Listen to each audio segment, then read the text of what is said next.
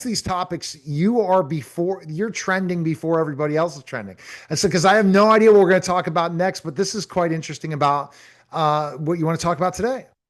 Yeah, they say I'm a man before my time a little bit, but yeah, user research, right? I'm going to talk about like why is that so important, especially when it comes to building your first product or just trying to take that software as a service product or hardware product to the next level and make tons of money per month, right?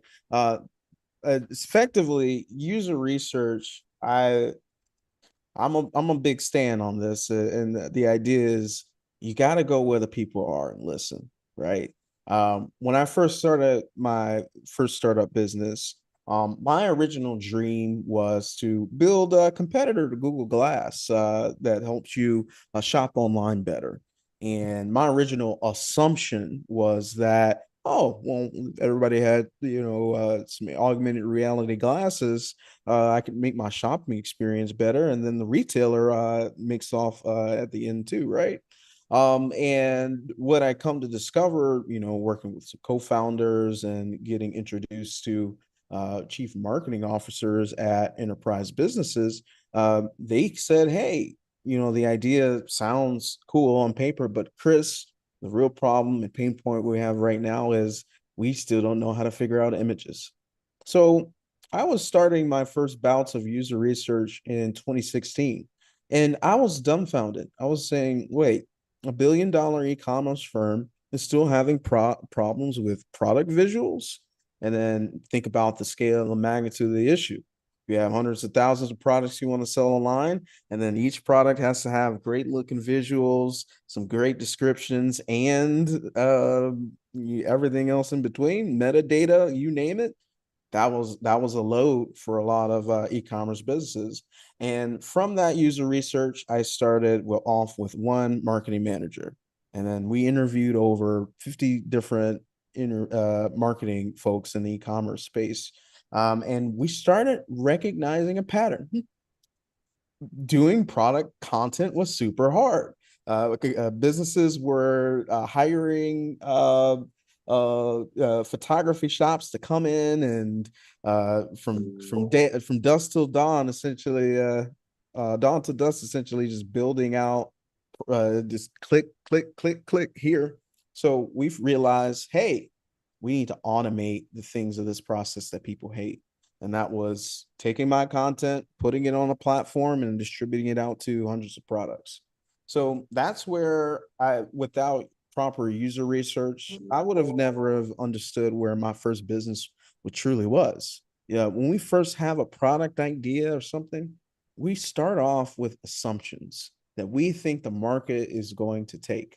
Everybody thinks they have this $1 billion Bill Gates idea, but did you actually go talk to anybody in the market to go try it out first? Mm, no. And Neil, I'm here to tell you, I've been working here in product development at UX Bright.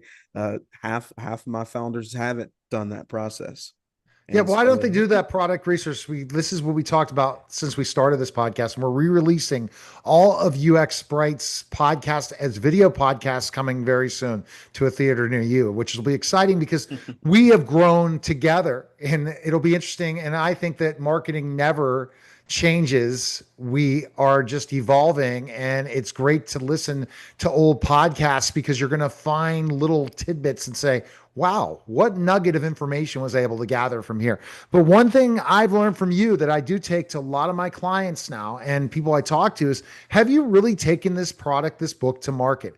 Have you really taken this podcast to market? Do you really think that there is customers or listeners or viewers that are going to want to click buy, listen, I want more? Because if they don't, you really are making a bad mistake. And we should do that in the beginning phase, not even before, right, not not 6 months in a year and say, why am I not having any business? absolutely, yeah. I'm sure you've heard a number of horror stories of startups that raise millions of dollars and have no revenue, and I you don't say to understand yourself, how the hell they how did the that. hell does that happen? How the Right. hell, who the hell would give them that freaking money, first of all? And who the hell say this works or doesn't? I mean, I seriously sit in these meetings and I say, dude, I don't know how this is going to sell. And I wish I could tell them. And then we've raised money. And I'm like, how the heck did that happen? Because people will give their money to people thinking they had the right elevator pitch. And at the end of Yeah. the day, they don't have the right elevator pitch at all. Here's a question for you. And I know you knew that I would come into this, and this is going to be a one. Do you believe in a blue ocean strategy or a red ocean strategy? Hmm.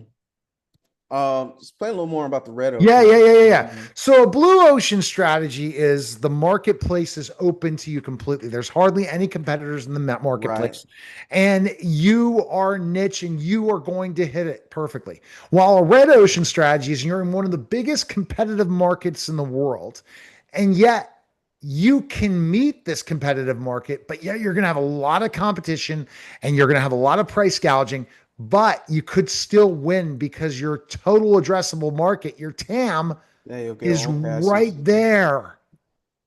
Where would you rather be?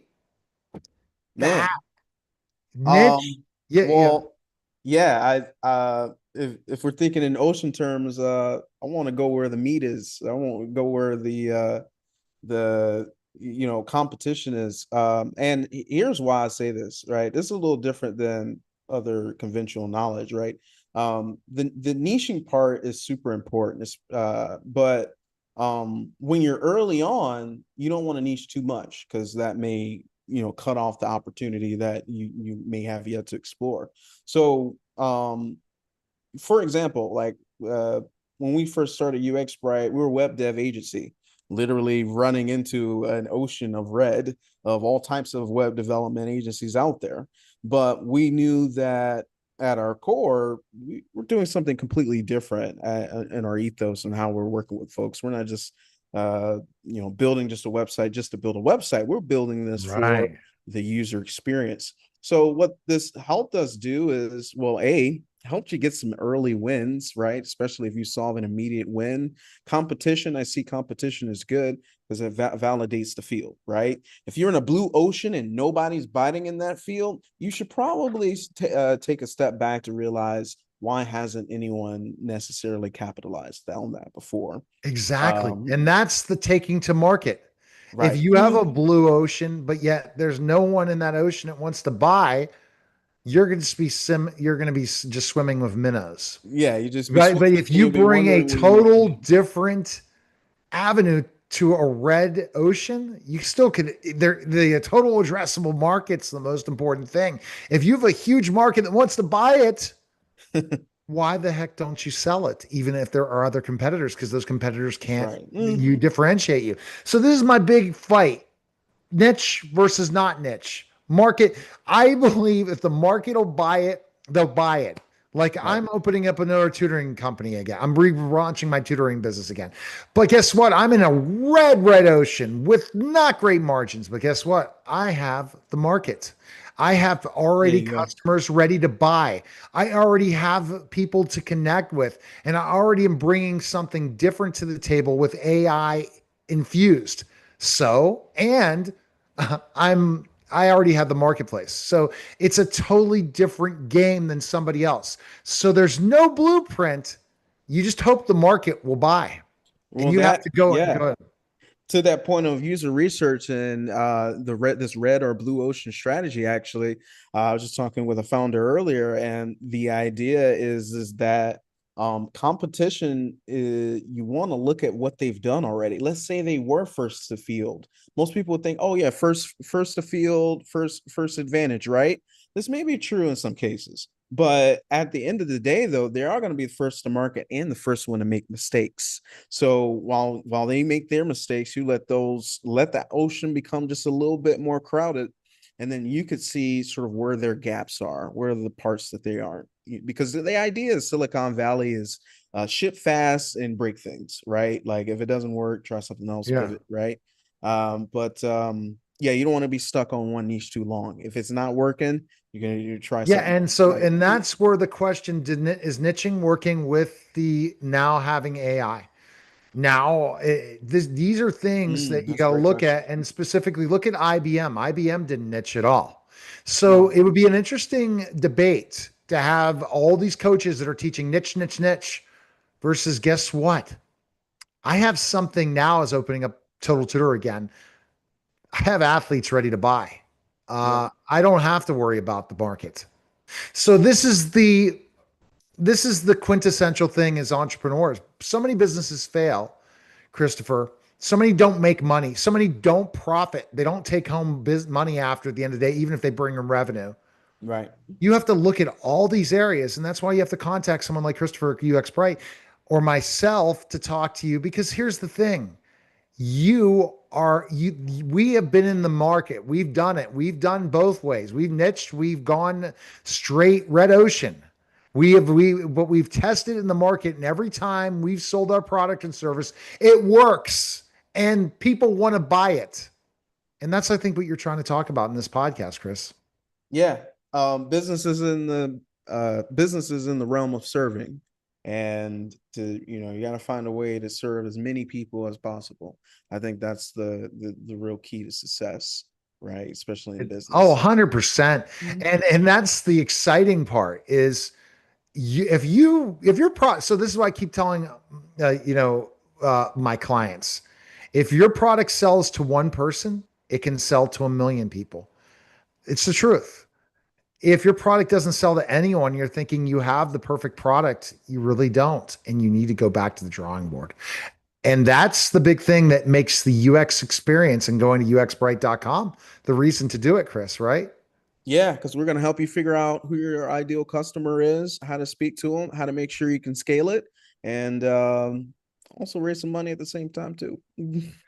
Money raising, it's coming back because the economy's coming back. I don't care what anyone says, I feel it. And I feel it from just the environment in Q3, and people aren't taking vacations now. They're going out there and hustling. Oh yeah, yeah. No, it's And you've hustle got time. that. So this Right. is going to be the busiest Q3 I've had in my career, next to tutoring, where every Q3 when I was in tutoring business was the busiest because summers were a gold mine to make money Yeah. in tutoring. Well, I see things buzzing. UXbright.com. Appreciate it, Christopher. And we'll talk soon, man. Thanks, Neil.